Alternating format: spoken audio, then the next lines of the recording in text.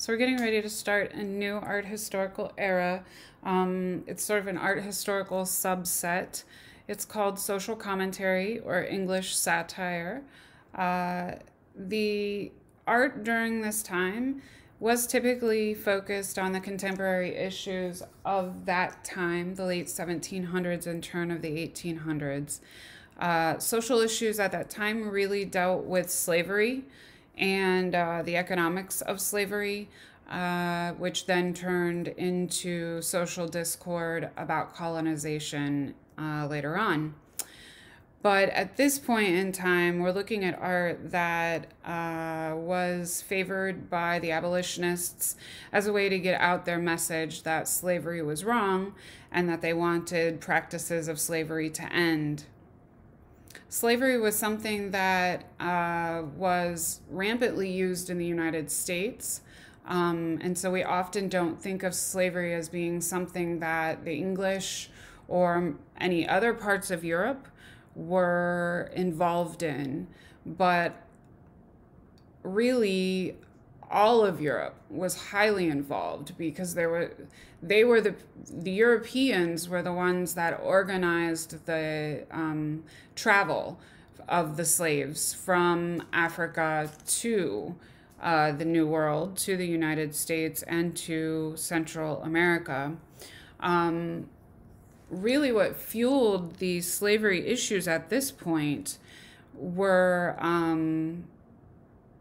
the Industrial Revolution's ability to mechanize farming. As farming is mechanized through the Industrial Revolution, as we learn how to smelt steel and we learn processing for mass production, all of a sudden there's a high demand for labor, and they wanted free labor so that they didn't have to pay for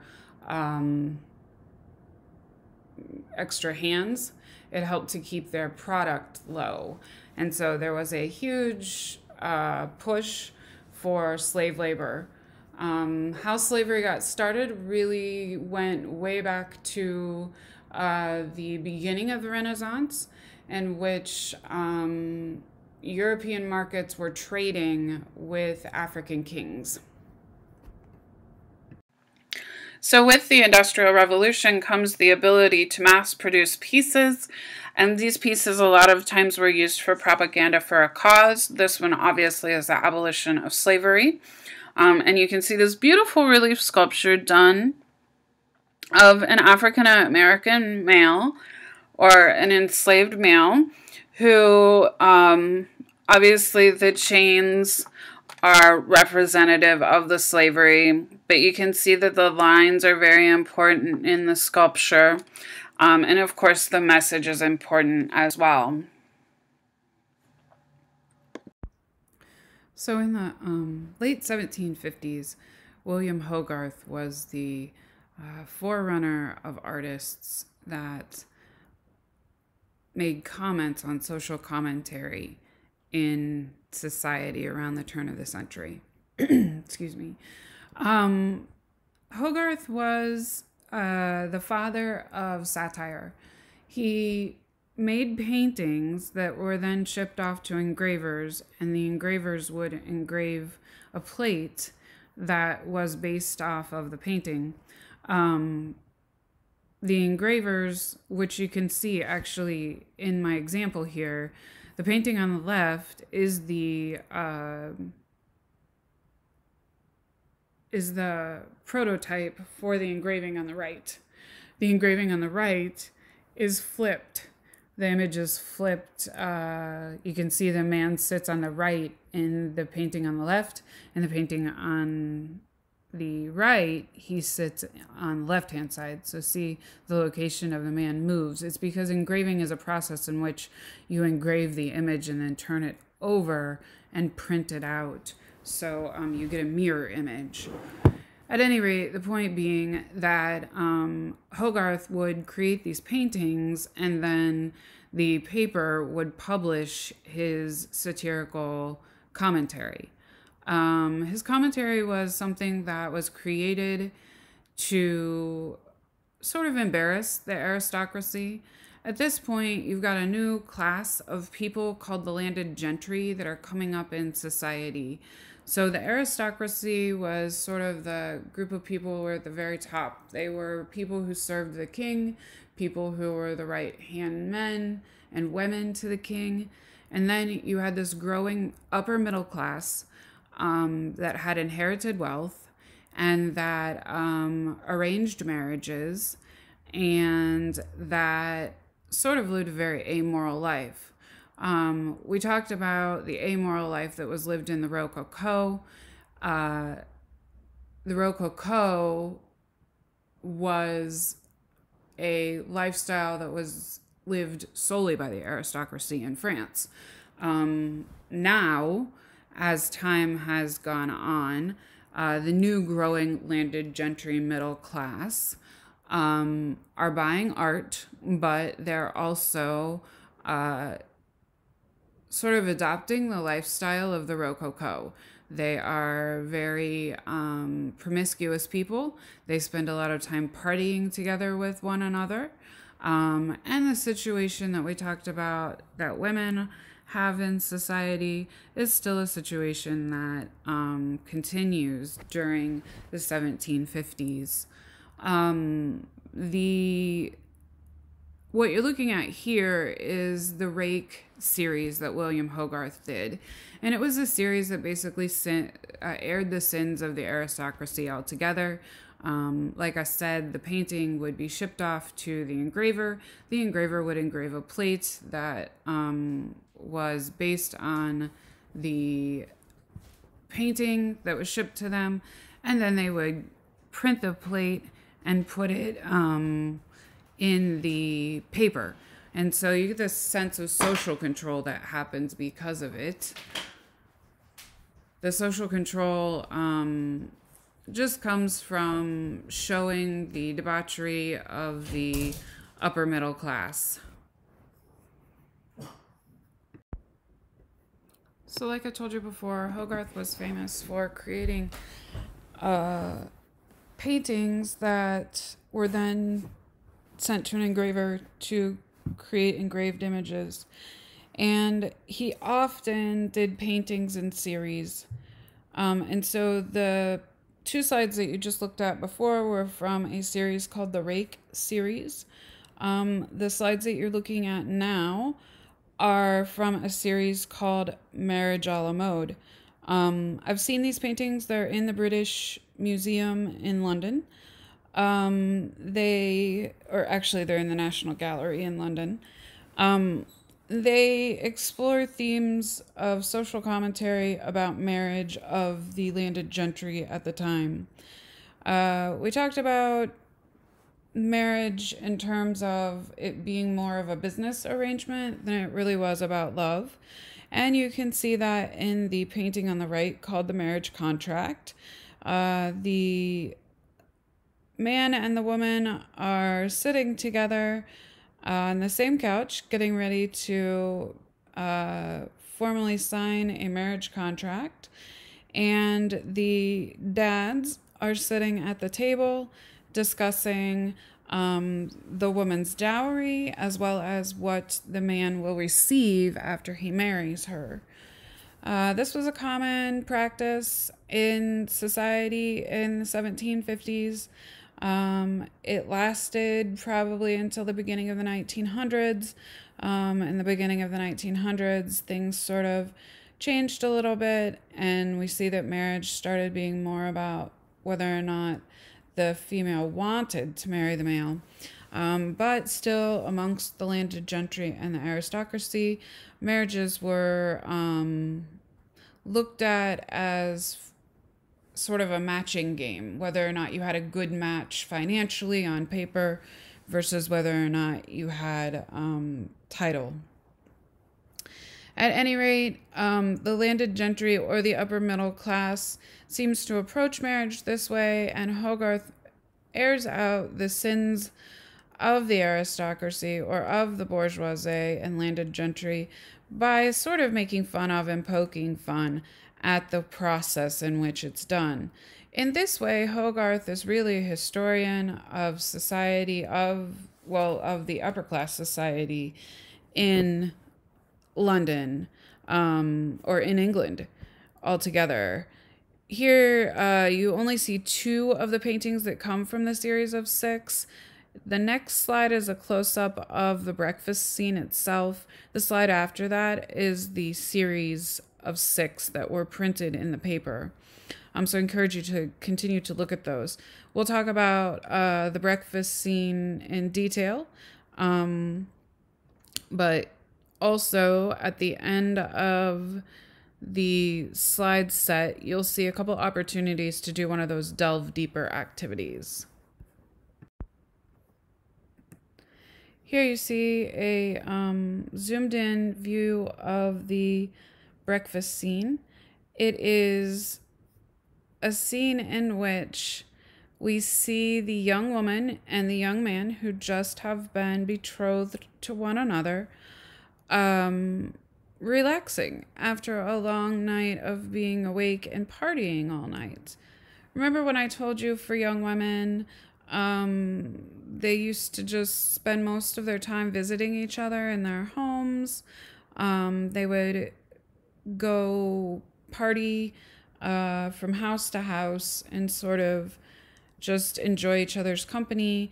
Men tended to go out to the taverns and the bars at night with groups of friends, and women tended to stay at home and have sort of a social party in their home.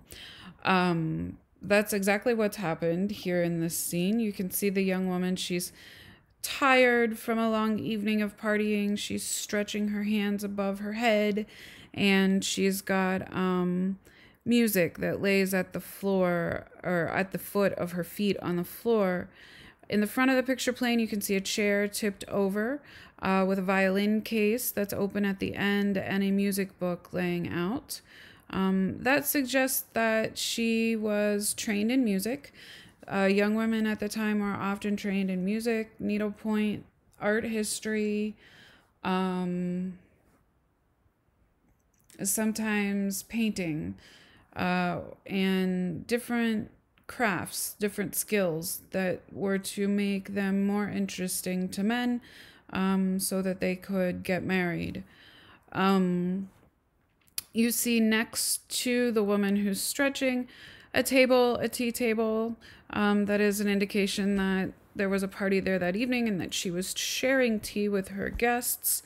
And you see the young man who's drunkenly stumbled in after a long evening of partying, with the puppy at his side, pulling on a pair of underwear from his jacket. He's been out sort of catting around while his wife stayed home and catted around at home. The butler is picking up their mess and sort of shrugging his shoulders at the whole situation and just saying, young people these days.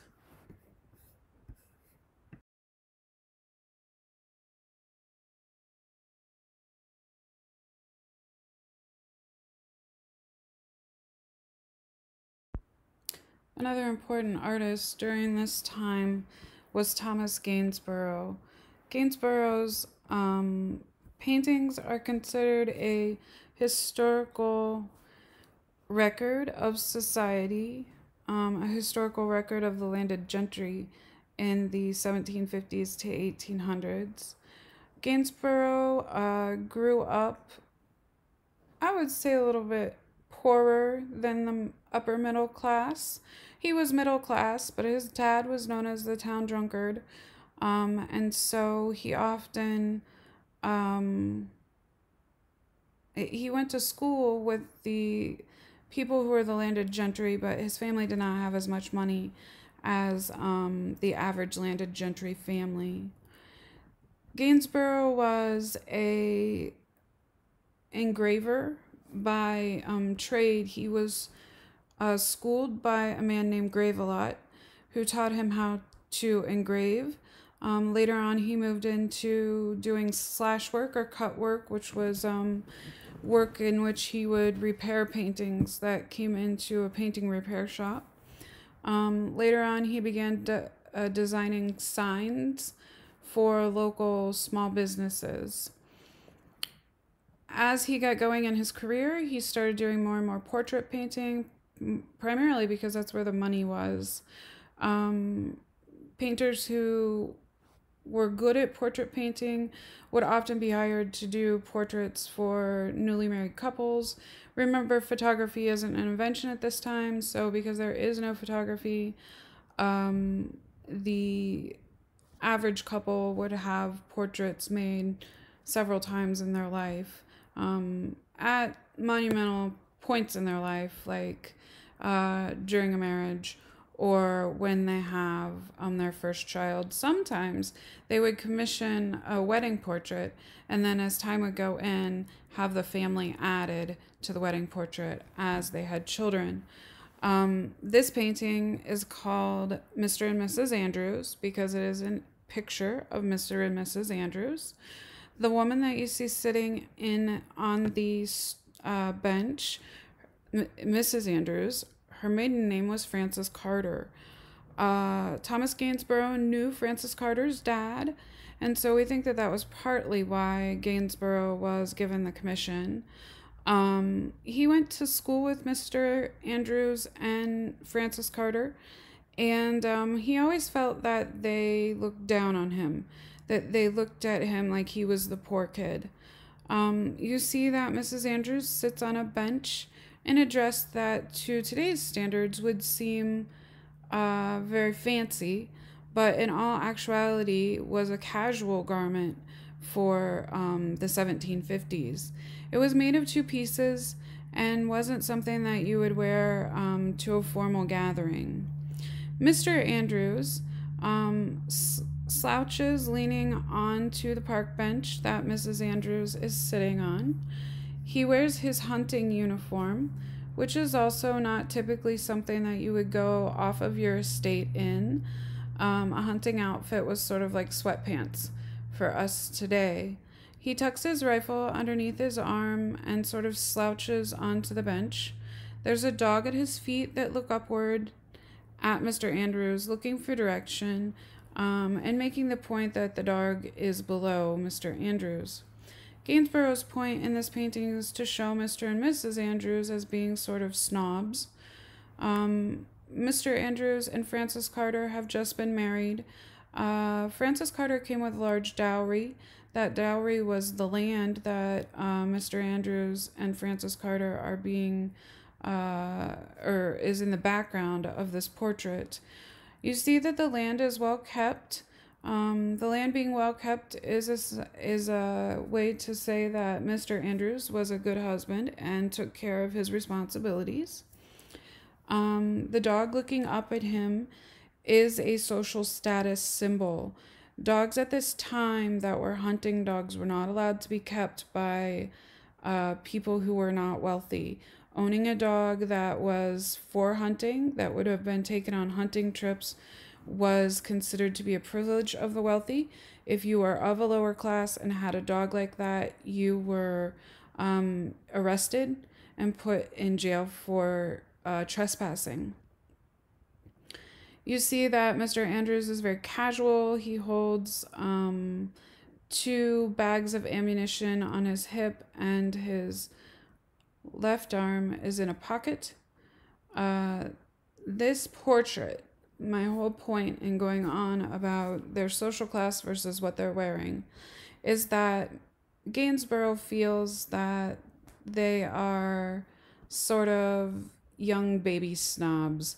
He thinks that they haven't worked for anything in their lives, that they're busy playing and having fun, and they just happen to have a large amount of money. Unfortunately, their large amount of money was likely connected somehow to the slave trade. While slavery is something that while Europeans didn't specifically own slaves, they often invested in the slave trade. The investment in the slave trade was sort of like gambling today. It was a high-risk endeavor in which was very costly. However, the return on the money that they invested was large. And so because of that, oftentimes we know that the landed gentry made money off of the slave trade. Just to prove my point to you that Gainsborough was popular for his portrait painting, I decided that I'd throw another portrait that he did in here. He had a strong relationship with Anne Ford. She was a musician, and he often would paint her portrait for. He would often paint her portrait uh, of her sort of doing her music with what she loved. I believe she was a singer as well as a instrument player. There, she's got a lute in her hand, but behind her she also has an upright bass. So I believe she was a musician, singer, jack of all trades. But you see that later on in his portraiture, later on in his life, he develops more and more expertise in portraiture. You can see that Anne Ford's shoes are highly detailed, that he pays close attention to the contrast of the dress's texture versus the texture of the shoes. He adopts sort of a faster brush stroke pattern that we see in this portrait.